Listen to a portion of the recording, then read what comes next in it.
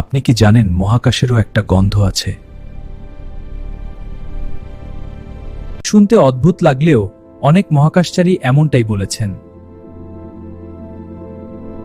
Spacewalk শেষে যখন তারা স্পেস স্টেশনে ফেরেন, যেন কিছু ধাতু পুড়ে যাওয়ার মতো গন্ধ। অনেকে বলেন এটি অনেকটা ওয়েল্ডিং এর ধোঁয়ার মতো। তখন তারা একটি অদ্ভুত গন্ধ টের পান।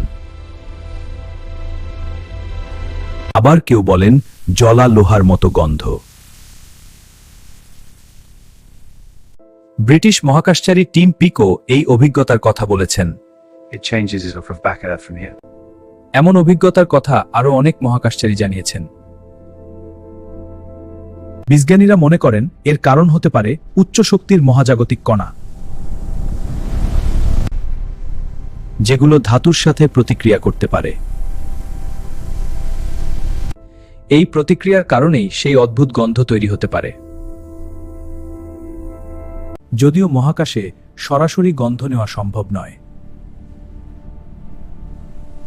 কারণ মহাকাশ এখনো আমাদের কাছে এক বিশাল অজানা রহস্য।